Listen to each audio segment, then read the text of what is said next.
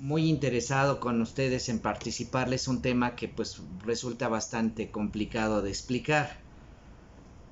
Quiero que sepan que me siento comprometido a realizar una explicación lo más certera posible, pero sin usar tantos tecnicismos, en razón de que pues estas plataformas no permiten que se utilicen las palabras que normalmente se utilizan para describir este tipo de temas.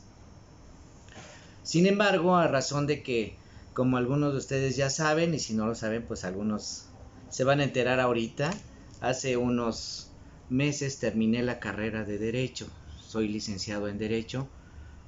A partir de ello, pues algunas personas que ya tienen el gusto de estar cerca de mí, y yo con el gusto enorme de que ellos saben que ya estoy titulado, pues se me han acercado y me han hecho la expresión de algunos de sus temas que les aquejan, temas de orden familiar, de orden sucesorio, cosas de herencias, cosas de situaciones que no, pues que no tienen más remedio que llevar a cabo un proceso legal. En este sentido, pues he tratado de ser lo más certero, lo más ecuánime, lo más razonable para tratar de ayudar a las personas que están en estos inconvenientes, están llevando un procedimiento judicial por diferentes causas. Pero la razón más importante por la que estoy aquí es porque he tenido el infortunio de conocer dos casos muy complicados, muy difíciles de entender por qué se da esta situación. Quiero decirles que no pretendo ser psicólogo legal, ni tampoco meterme en esta materia, ni sociólogo, pero vamos a tener que entender el tema a partir de estas materias, de estas disciplinas. ¿Por qué lo digo? Lo voy a decir como lo diríamos coloquialmente, pero sin utilizar, como les digo, esas palabras difíciles que no se pueden mencionar. Sin embargo, pues gracias a Dios hay muchos sinónimos que nos pueden ayudar a entender este tema. Cuando algún ser de una persona, un hombre o una mujer de edad, mayor de edad, es decir, después de los 18 años ya es mayor de edad, de acuerdo con lo que establece nuestra propia constitución política y con lo que establece el Código Civil federal, el Código de Procedimientos Civiles, bueno, pues todos establecen que nuestra mayoría de edad se adquiere a los 18 años. Por tanto, todas nuestras acciones, todos nuestros actos que estén dirigidos, que nosotros mismos tengamos voluntad de hacer, pues ya tienen una repercusión jurídica a favor o en contra. No lo sabemos, todo es una forma conductual que se tiene que desarrollar en base a los criterios que nuestra propia sociedad nos ha impuesto. Nosotros vamos adquiriendo las leyes a través de las costumbres, que las costumbres se van generando de una manera más firme y van creando la necesidad o van despertando la necesidad de generar leyes que las controlen. Las leyes son simplemente la manera de darle un justo equilibrio a la sociedad, de tal manera que podamos entenderla, que podamos desarrollarnos como sociedad y que podamos ser individuos íntegros, que tengamos una responsabilidad, una ecuanimidad, una forma de ser en base a la armonía, a la empatía, a la socialización, a la forma conductual correcta de acuerdo a estas normas que se van dictando y que van estableciéndose en cada una de las sociedades. Evidentemente cada país, cada sociedad tiene sus propias reglas en base a su forma de desarrollarse, de desempeñarse. Hay reglas pues, evidentemente que son situacionales y que son localistas en este sentido. Hablemos del caso de una ley migratoria, una ley fronteriza. Bueno, pues eso le repercute a las partes que son los extremos de los países en los que tienen una convivencia con otro país, y esas reglas no le privan a todos de la misma manera, solamente a quienes están sujetos a esta situación. De esta forma, pues la sociedad va caminando, va desarrollando sus actividades, nos vamos integrando individuo como individuo, y tenemos que partir de una situación muy importante. La institución más grande que hay en una sociedad, cualquiera que ésta fuera, ya sea nacional o extranjera, es la familia. la institución más importante que nosotros tenemos es la familia. Esto quiere decir que nosotros tenemos el fundamento de una sociedad basado en un matrimonio o la reunión de dos personas que por su voluntad deciden crear una familia, es decir, establecer un hogar, establecer una forma de convivencia mutua que por la libre voluntad de ambas personas, hoy en día no importa si son hombre y mujer o mujer o hombre u hombre, en el seno familiar natural se habla del hombre y de la mujer, pero pues no puedo hacer diferencia en la forma de actuación en que hoy en día se desarrolla la sociedad. Me refiero a que ya debemos de ser inclusivos, pero no me voy a meter en ese tema. Yo solamente voy a hablar de forma exclusiva en lo que es la forma natural de un matrimonio. ¿Por qué? Porque se genera la procreación de hijos. El que una familia empiece por una pareja que tienen como derecho asistir a un domicilio, todo esto que les estoy comentando está sustentado legalmente, no solamente en nuestra Carta Magna, que es la Constitución Política, sino en el Código Federal y en el Código de Procedimientos Civiles, que establecen claramente por qué y cómo se debe de hacer la institución de un matrimonio. Cuando se hace por el régimen legal, pues se obtiene una acta de matrimonio en donde ambas voluntades deciden estar juntos y empezar e iniciar el proceso sociológico, sociobiológico, étnico, cultural, social, de etnoculturación, de sedimiento de conocimiento, de adquisición de derechos y obligaciones y todo lo que conlleva establecer una conjunción, porque no solamente es un contrato de asociación de dos personas, sino implica que van a desarrollar actividades que van a implicar muchos compromisos que no van a quedar en este momento ni en esta acción, sino algunos de ellos van a ser eternos. Por ejemplo, el darle vida a otro ser humano. Con esto me refiero a que cuando deciden tener hijos, pues obviamente adquieren una gran responsabilidad, responsabilidades morales, psicológicas, económicas, situacionales, sociales, culturales, de educación, de esparcimiento, de muchísimos conceptos, porque debemos de tener claro que el tener un hijo implica que los 3 o 4 años primeros de su existencia es completamente susceptible, es completamente indefendible. Él solito no se puede defender. Un ser humano no puede caminar, no nace caminando, no nace hablando, no nace haciendo cosas que con el desarrollo mismo va a poder ir logrando paso a paso. ¿Esto qué quiere decir? Que pues nuestra Carta Magna hace algunos años decidió integrar un aspecto fundamental en la protección de estos infantes, de estos niños que van siendo el legado que van dejando en un matrimonio una pareja. Deciden tener un hijo, perfecto. No solamente hay que mantenerlo, hay que ver que tenga sus pañalitos, que tenga su ropita, que tenga sus alimentos. También necesita tener cuidado, también necesita tener seguro, un seguro de vida.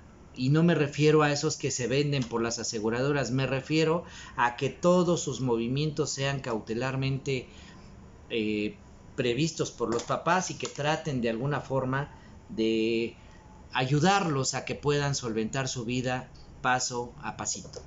Entonces, pues yo creo que todos estamos en el entendido que un bebé es un ser humano indefenso inicialmente, no sabría cómo poder solventar su vida solo. ¿Por qué es importante hablar de esto? Porque el tema a tratar es algo bastante complicado, es algo muy difícil de entender, pero pues por eso estamos aquí tratando de resolverlo.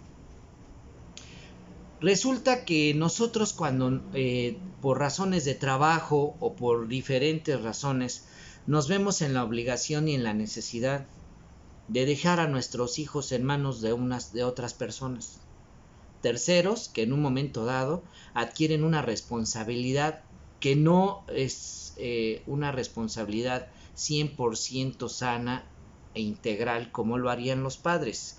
De hecho, pues tengo que decirlo, existen ciertas circunstancias que hasta los mismos padres provocan delitos que no deberían de ser. Dentro de todo esto que estoy enmarcando, le estoy dando un preámbulo al delito del que voy a hablar. Déjenme decirles que tanta es la insistencia de la sociedad, de los individuos que integramos esta sociedad, en cometer los mismos errores, que los mismos códigos de procedimientos civiles, tanto a nivel federal como a nivel local, prevén la situación de ciertos delitos que se van cometiendo con mucha regularidad, con mucha insistencia. La sociedad comete el mismo error siempre en esos términos y no se han podido acallar ese tipo de conductas que se hacen conductas típicas. En el término legal, una conducta típica es una conducta que está previamente identificada por la legislación, y uno de ellos pues puede ser el homicidio, puede ser el abuso sexual, que es del que vamos a hablar, puede ser la delincuencia organizada, puede ser muchos otros más. Hay 19 delitos exactamente que constituyen el principal problema de la sociedad, de toda la sociedad mexicana, para empezar, y que bueno, a nivel mundial también existe. En el artículo 19 de la Constitución Política se establecen estos delitos, que son delitos graves y que implican, lo primero que implican y que determinan es la privación de la libertad de quien los comete, denominado así una medida cautelar.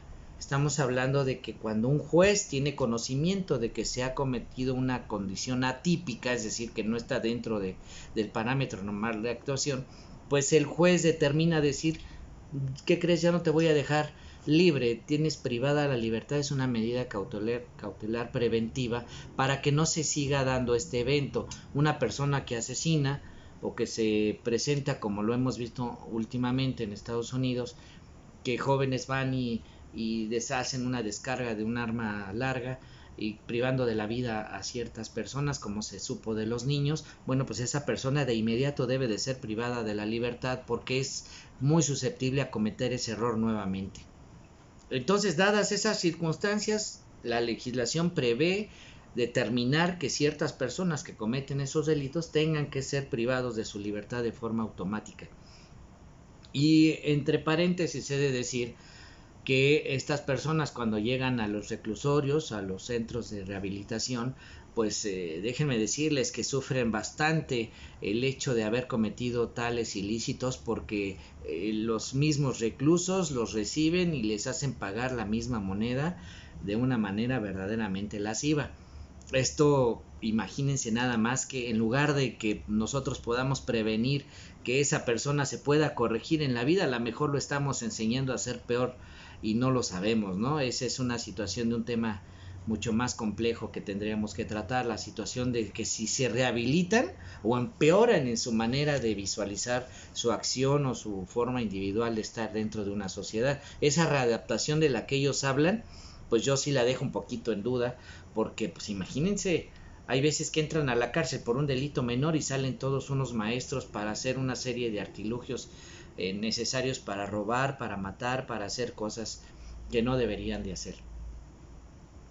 El contexto general que estoy marcando es que las conductas que nosotros tenemos en la sociedad son reprobables en algunos de los casos y deben de estar siendo castigadas, deben de tener una acción punitiva, es decir, un castigo que haga merecedor al infractor de una pena que lo haga que se retracte de lo que hizo y que pague el daño. Ya hay acciones legales que implican que nosotros tengamos que resarcir ese daño, independientemente de que yo tenga que pasar una sentencia, por una sentencia tenga que pasar una temporadita en la cárcel, que puede ser 1, 2 meses, 3 meses o 70 años, depende de lo que haya hecho. También tengo que resarcir el daño. Pero díganme ustedes, ¿cómo se resarce el daño cuando asesinamos a una persona? ¿Cómo podemos resarcir el daño cuando a una persona la hacemos hacer cosas o la inducimos a hacer cosas que no quiere hacer? pero que lamentablemente de tanta insistencia en hacerlo, puede llegar a tener el problema de asimilarlo como algo que debe de hacer. Y estoy hablando de los niños. Si tú a un niño le enseñas que puede entrar a un supermercado y tomar un chocolate, escondérselo y salirse, la primera vez le va a parecer broma, la segunda vez le va a parecer algo curioso, pero la tercera, cuarta, quinta y las demás veces le va a parecer normal. Va a decir, pues si esto se puede hacer, ¿cuál es el problema? Y lo peor de todo es que nosotros como sociedad, como adultos, decimos, ay, qué chistoso que el niño sacó el chocolate. No te preocupes, no le digas nada, la próxima vez le llamamos la atención. Y lo vuelve a hacer. Hay una película que retrata muy bien esta situación que se llama Ratas de la Ciudad. La hizo el actor Valentín Trujillo, un gran actor y director de cine que pues perdió la vida como a los 60, 65 años. Es un gran actor, un gran director. Bueno, era todo un tema. Él hizo la película de Perro Callejero, él hizo muchas películas de valiente, de héroe nacional en algunos sentidos, pero él hizo una película que me llamó muchísimo la atención porque no la he podido olvidar, y en razón de este tema pues es importante mencionarla. Se llama Ratas de la Ciudad. Fue una película de por ahí de los 70s, 80s, donde resulta que él pierde a su hijo por muchas razones. El niño tiene una deficiencia en la cadera, lo que le impide caminar correctamente, y una de sus piernas camina con la pierna completamente derecha, no puede doblar la rodilla. Luego entonces pues evidentemente el niño tiene esa deficiencia y no puede caminar, pero lamentablemente él lo pierde. En el transcurso de la película, me encantaría que la vieran porque no es de ella de la que voy a hablar, sino solamente la temática es que el niño, a su corta edad, por tratar de conseguir alimentos, por tratar de no ser mancillado ni vejado por algunas otras personas, aprende a defenderse en esta situación de la sociedad y aprende muchas cosas, al caso que se hace integrante de una banda muy grande, que son entre, no sé, creo que son 50 o 100 niños o más, no lo sé. Me recuerda también la época de los panchitos, que habían muchos, por eso les decían panchitos, porque eran muy jovencitos, pero hacían unas atrocidades increíbles.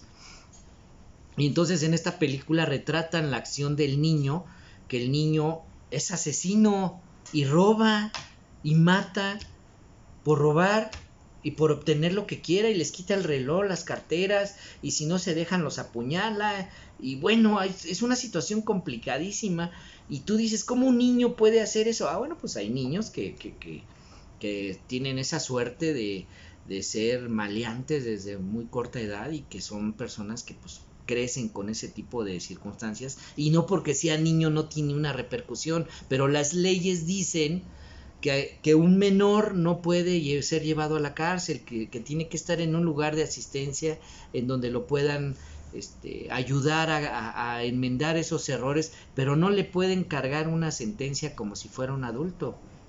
Por eso es que muchos niños en conciencia de eso hacen cada cosa que ustedes no se imaginan. Pero voy a hablar de la parte amable de los niños. Los niños son el futuro, son la promesa de la existencia humana, son ese factor prometedor de que seguimos adelante, de que no importa qué le hagamos a este planeta, yo voy a dejar a alguien como mi hijo que va a ser el que va a sufrir las consecuencias, o las va a reparar, o las va a componer, o las va a empeorar, no lo sé. Pero nosotros vamos dejando un legado histórico que se va transmitiendo de generación en generación. Así es de que la existencia de un niño es la promesa literal, dirigida, directa, indiscutible de nuestra perseverancia, de nuestra prevalecencia en este planeta, que la raza humana continúe. De hecho, hay muchos países que piden, como Noruega, como Islandia, como Alemania, que la gente se migre para allá, porque muchas personas de ya a edad avanzada, entre 45 y 50 años, decidieron no tener hijos, y entonces la sociedad alemana, suiza, todos ellos están careciendo de niños, y eso que implica que pues va a llegar un momento en que esas sociedades se acorten y las brechas generacionales sean tan fuertes que probablemente esas tengan a desaparecer. Lo mismo que le pasa a muchas especies animales, pues a nosotros nos puede pasar por el asunto de no quiero compromisos. Podemos dejar de lado la situación de ya no crear más niños y evidentemente ponemos en riesgo nuestra propia existencia. Los temas de las razones por las que estoy en vivo, pues es porque personas cercanas a mí, que me han permitido tratar este tema directamente con ellos, me expusieron esta situación, y pues yo no puedo quedarme quieto, yo no puedo quedarme con los brazos cruzados. Si a través de este medio puedo hacer conciencia en que tenemos y debemos tener cuidado excesivo de no lacerar la dignidad, el respeto, el físico, el cerebro, la mente, la conducta, la individualidad de un niño. Si no puedo hacer eso, tengo que procurar buscar la manera de que así sea, que los niños tengan esa seguridad de crecer sanos y que crezcan conociendo las vicisitudes de la vida, pero las cosas normales. El no poder comprarse un juguete, el no poder atravesar la calle solo, el no poder acercarse a un vaso de agua, el que él vaya descubriendo la vida y vaya viendo la manera de asistirse de esas cosas para poder sobrevivir y hacerlo con dignidad, con respeto, con responsabilidad. Somos una sociedad demasiado... hay mucha turbulencia social, que si no es la cuestión política es la cuestión religiosa, que si no es la cuestión de preferencia, que si no es la condición de aceptación en la propia familia. Vayan ustedes a imaginarse que hay familias en donde ni siquiera los hermanos se hablan, ni los padres con los hijos, ni los hijos con los hermanos, ni los hermanos con los cuñados. Bueno, es un desgarriate. ¿Por qué? Porque pues no hay un fundamento de armonía y de empatía en la familia. El padre y la madre no han hecho lo suficiente para que los hijos entiendan que no pueden ser seres aislados. El hombre por naturaleza es un ser social, es un ser que se tiene que integrar forzosamente. Hay muchos mecanismos de enseñanza que implica que el ser humano tenga que hacer las cosas. Ayer estaba observando un video de un jugador de básquetbol que se sentía amo y señor de las canchas de la duela. El tipo se sentía que nadie le podía ayudar y el entrenador le dijo, ¿tú puedes? Ok, ¿tú crees que tú solito puedes hacer las cosas? Y el jugador le dice, sí, sin mí no van a poder hacer nada. Ok, o sea, tú eres todo el equipo, le dijo el entrenador. Sí, yo puedo hacer todo.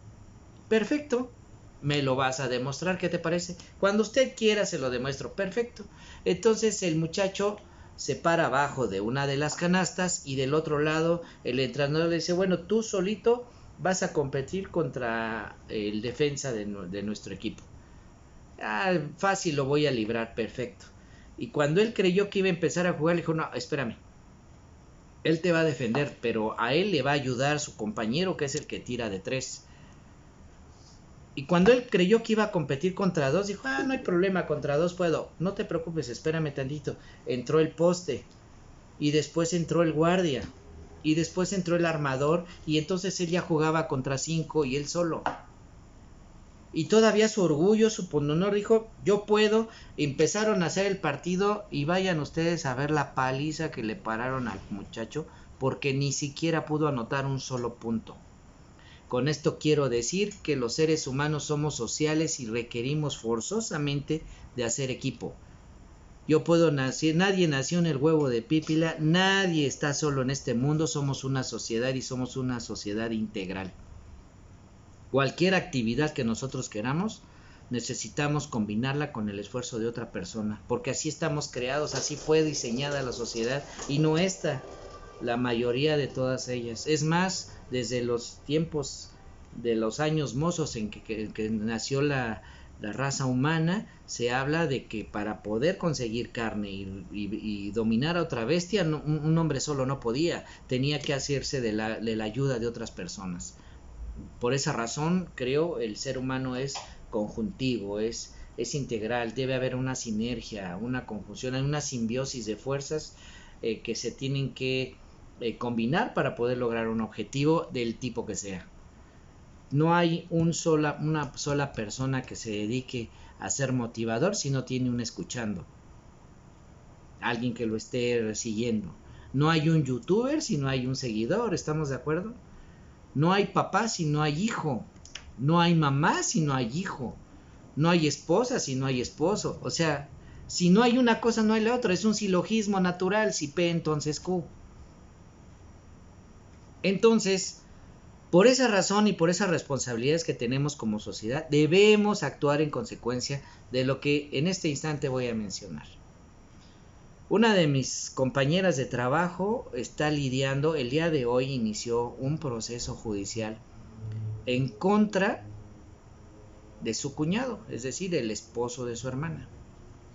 No voy a usar nombres porque no es necesario, además la ley lo impide y además es importantísimo resguardar el privilegio de la privacidad a estas personas, pero ¿por qué lo menciono? Porque se me hace verdaderamente desastroso imaginarse cómo un niño de 8 años, una niña de 8 años, ha sido objeto del abuso de una persona mayor. ¿Qué nos dice esto? Hay diferentes matices, hay diferentes vértices que tenemos que analizar. La primera de ellas, el por qué, el cómo y el cuándo. ¿El por qué se dan estas cosas? Pues se dan porque las necesidades así lo manifiestan.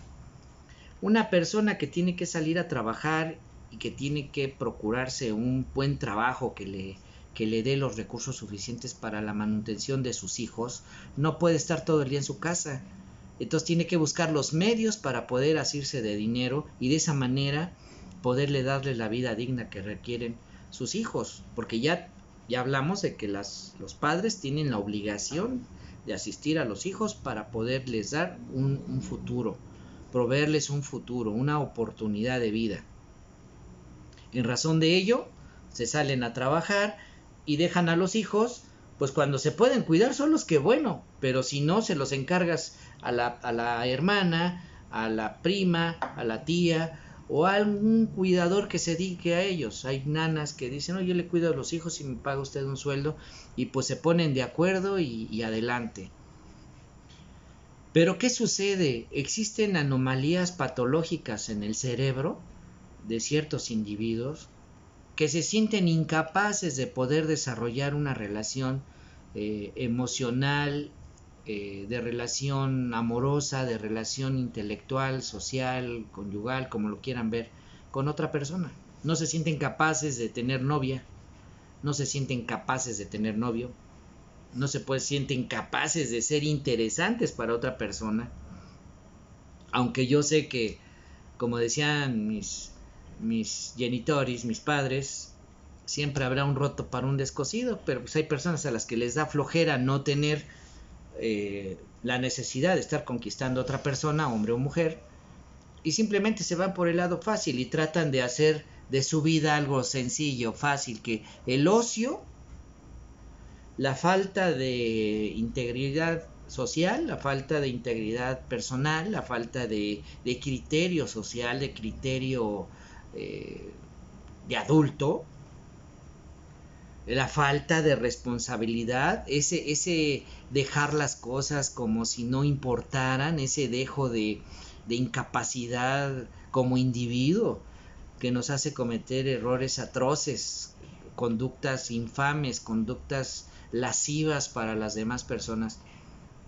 ¿Cómo no poder ser reprobables por hacer este tipo de cosas? Se sienten incapaces de poder desarrollar una vida normal, de ser interesantes para otra persona, de tratar de preocuparse o de procurarse para poder llamar la atención de una persona que les permita hacer una relación sana, agradable, que puedan disfrutar, que puedan desarrollar sin ningún inconveniente.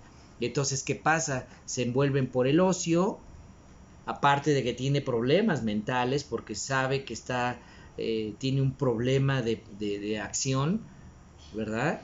Entiéndase que un delito se comete por acción o por omisión, y los delitos pueden ser calificables porque son dolosos, es decir, que lo hice con toda la voluntad del mundo, con todo el conocimiento de lo que estoy haciendo y no me importa el resultado, eso es hacerlo con dolo, o hacerlo por culpa, ¿no? Es una situación culposa. Estoy hablando de términos que se utilizan en la cuestión legal para que podamos diferenciar el asunto. De repente dejé una puerta abierta, pasó otro, se estrelló, se hizo un golpe en la cabeza, se le generó una lesión y se murió.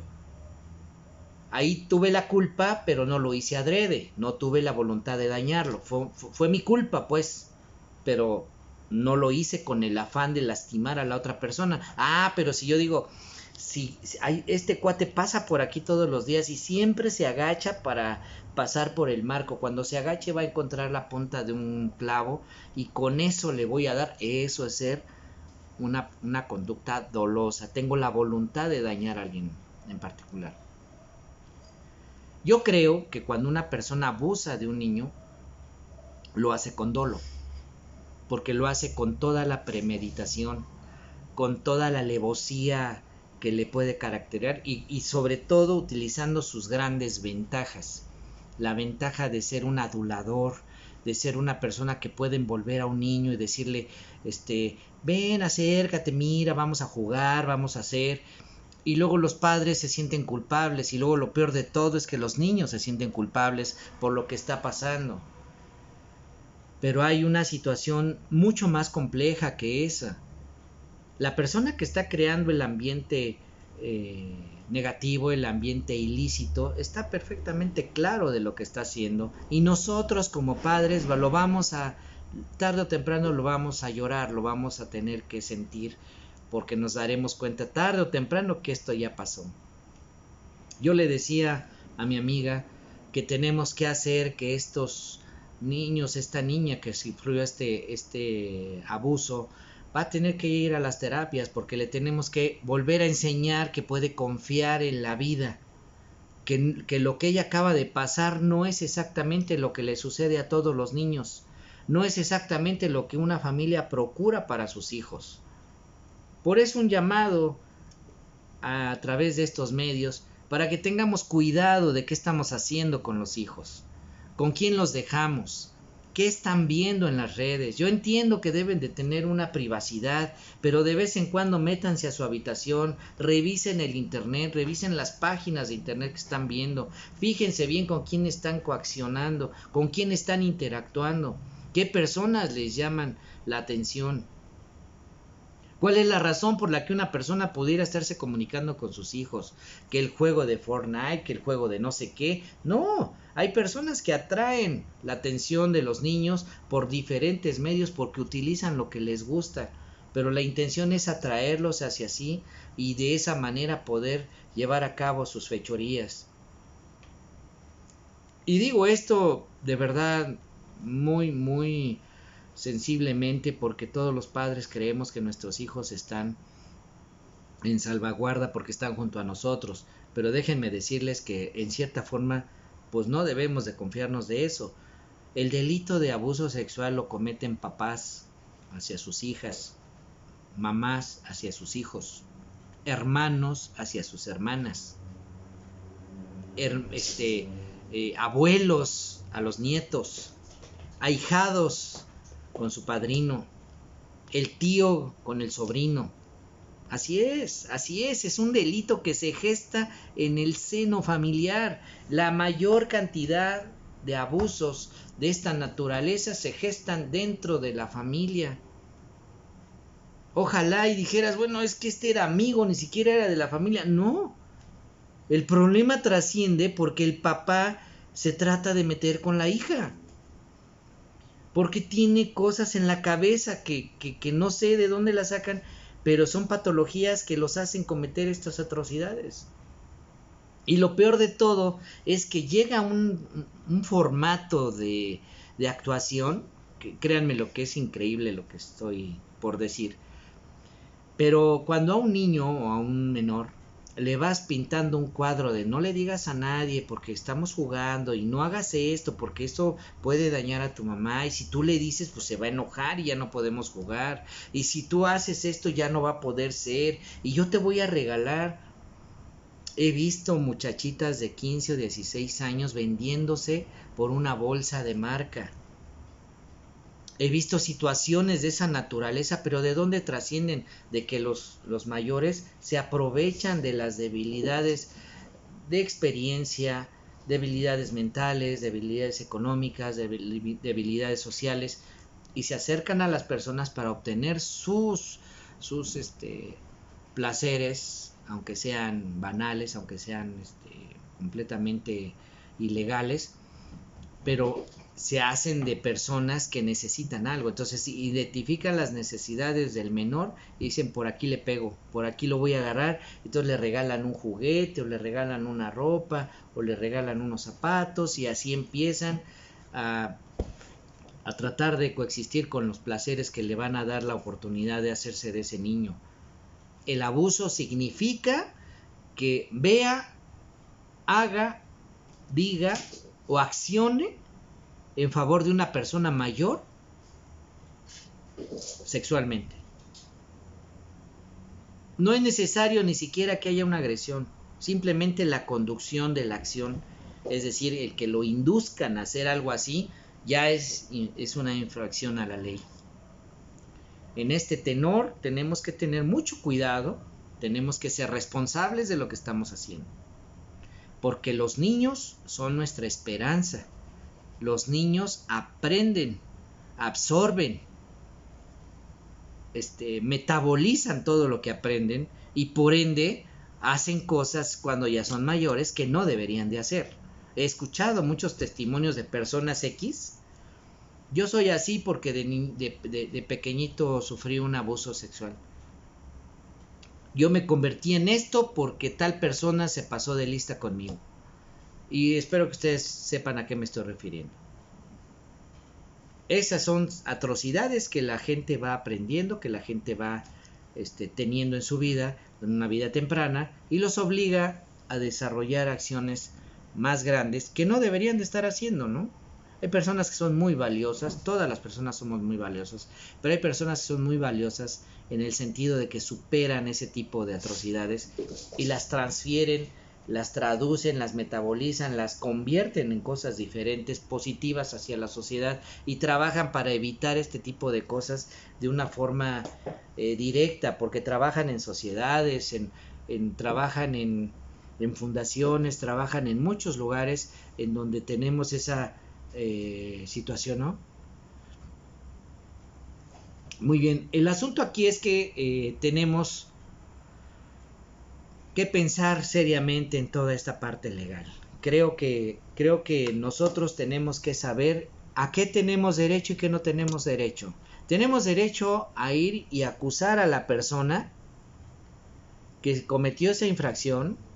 Tenemos la obligación de hacerlo porque tenemos que detener a una persona que se dio la idea, la maña, el gusto de poder atrofiarle la existencia a un menor.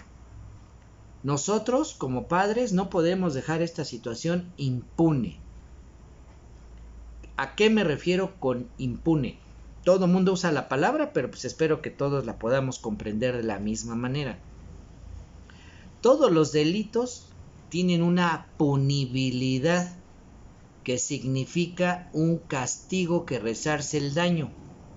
Hablamos de punible, que si una persona cometió un homicidio, pues merece una sentencia que debe de cumplir con la privación de su libertad por cierto número de años. Las conductas punibles implican que le tengamos que dar una forma de castigo a quien comete un ilícito.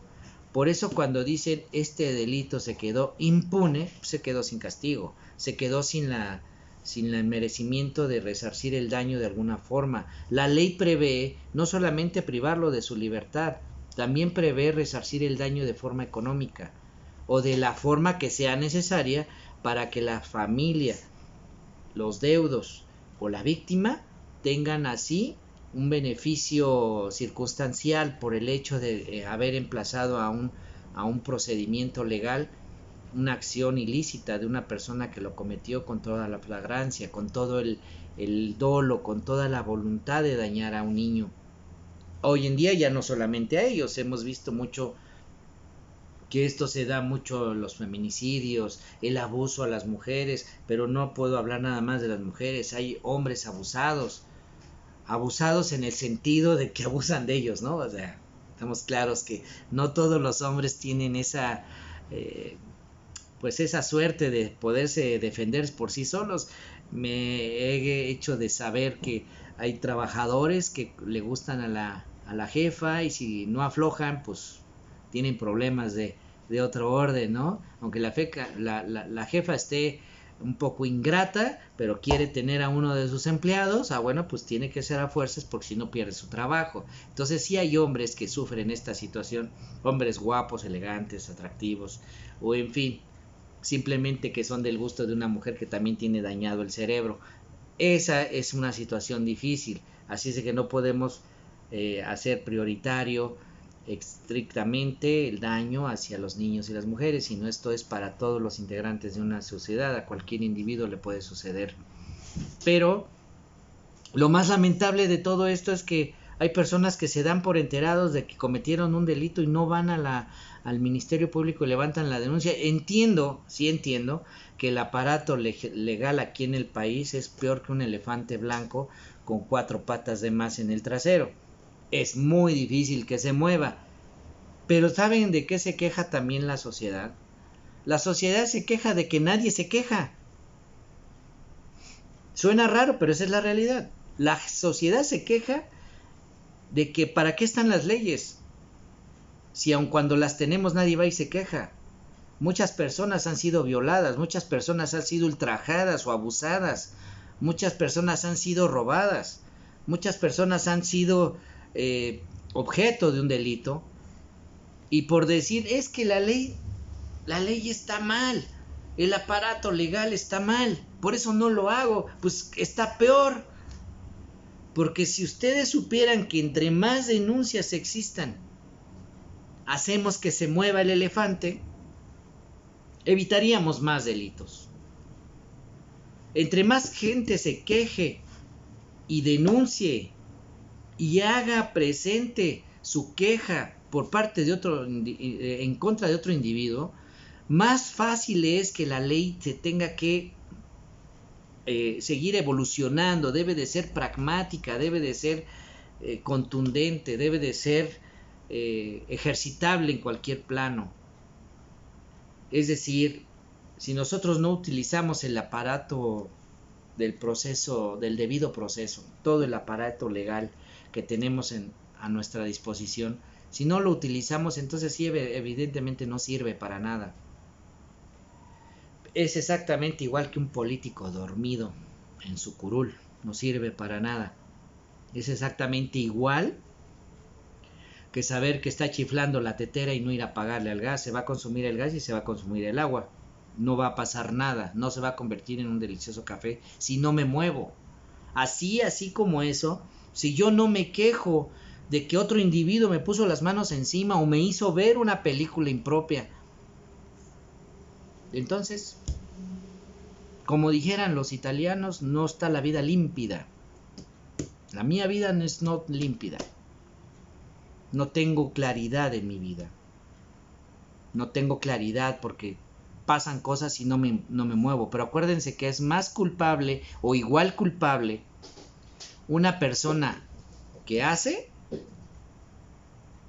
es tan culpable como el que no hace porque no se haga nada. De ahí el dicho ese de que es tan culpable el que mata a la vaca como el que le agarra la pata. Pero está peor el que lo está viendo y no hace nada. Hay una película que también les recomiendo a relación de esto, que se llama déjenme acuerdo, ahorita me acuerdo Acusado, se llama Acusado. Es una de las primeras películas que hizo Judy Foster. Es una película donde ella es una chica muy sexy, que sí le gusta, es prostituta de hecho, y la chava se mete a un bar donde hay billar y está un típico bar americano, se mete ahí a al bar y empieza a probar, uno de ellos la ve muy guapa y todo el rollo, se habla de una chica de 17, 18 años, y empieza a bailar con ella, pero pues empiezan a bailar tan coquetos que este cuate la conduce a donde está el billar, y allí en el billar, empezando a jugar y lo que tú quieras, pues aprovecha la situación y empieza a tener relaciones sexuales con ella. Ese no fue el problema. El problema es que después siguió su amigo y después el otro, y cuando ella ya se sintió atrapada, ya pedía ayuda y pues ya no le fue posible.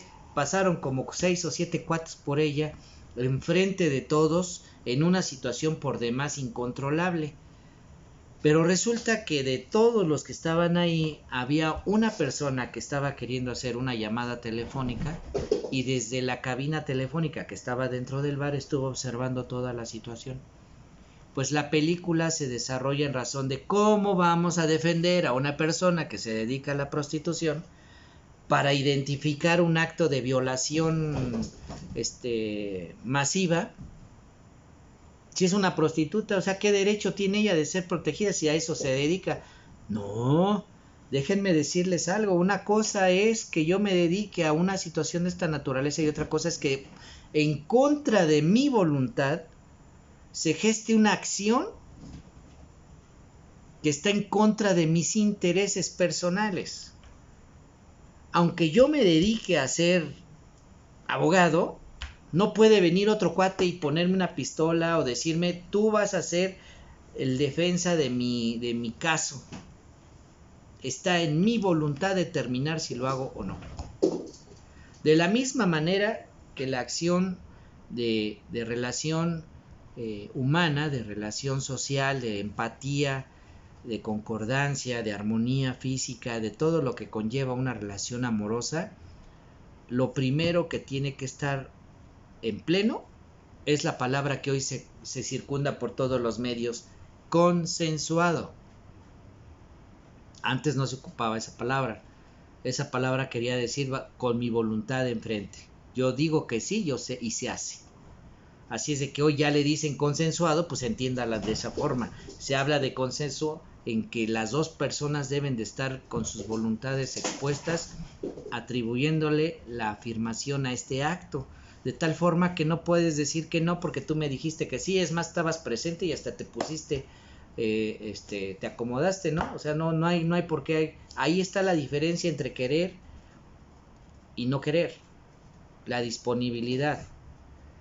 Por eso es un tema complicadísimo, pero me llama mucho la atención que hace 2 días pararon toda la avenida López Portillo porque un pillo denominado maestro abusó de 2 niños. Esto estuvo saliendo en los medios de comunicación, en los noticieros. Y como esto también lo está sufriendo mi amiga, bueno, pues por eso me tomé el atrevimiento de tocar este tema. Espero haber sido respetuoso y responsable de lo que estoy diciendo. Muchos de los que me están escuchando son amigos míos, familia mía, y evidentemente me preocupa sobremanera que dejemos a la buena de Dios el camino de nuestros hijos. Nuestros hijos lo van a hacer eternamente. Nosotros vamos a ser sus padres eternamente. Y yo prefiero que mi hijo se enoje conmigo porque no lo dejo ir a un antro donde yo sé que corren las drogas, que hay mujeres y hay hombres que se dedican a estar escauteando a los chavos para ver quién cae.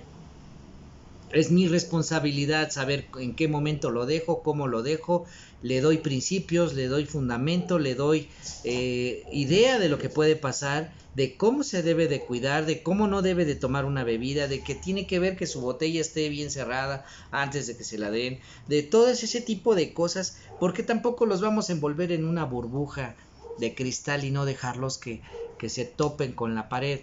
Es importante que los niños aprendan y los adolescentes y después sean buenos adultos.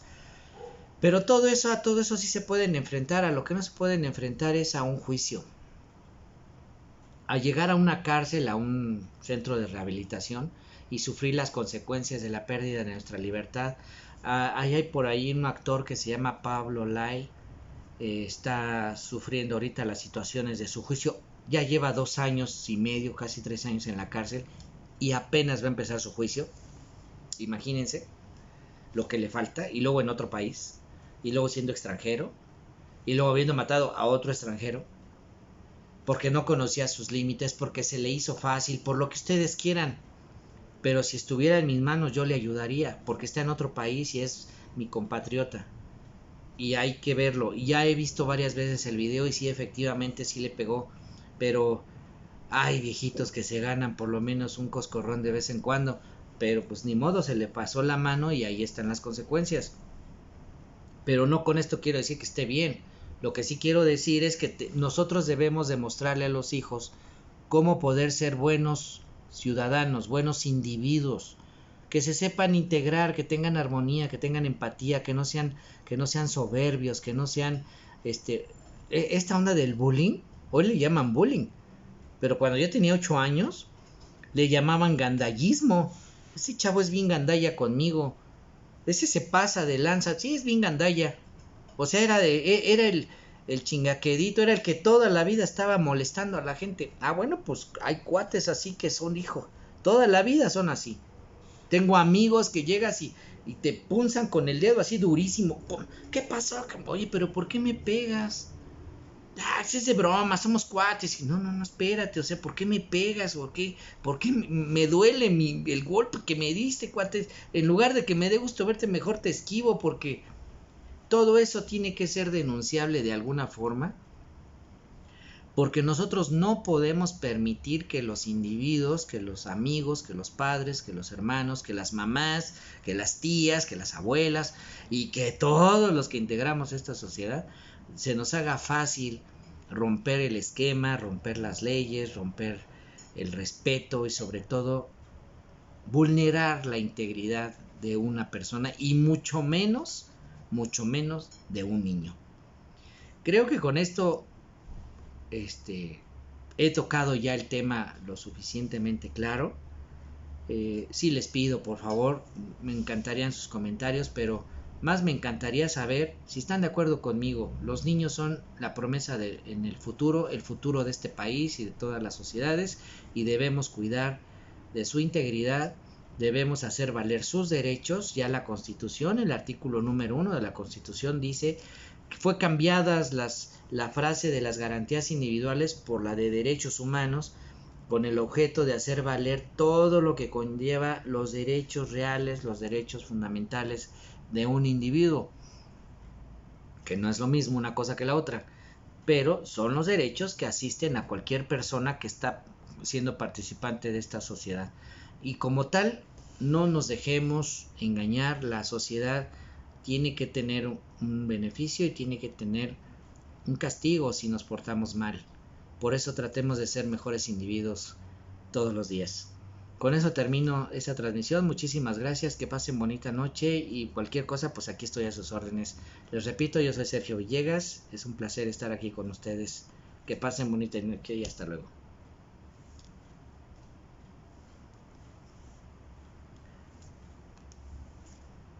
¿Qué te parece? Bien.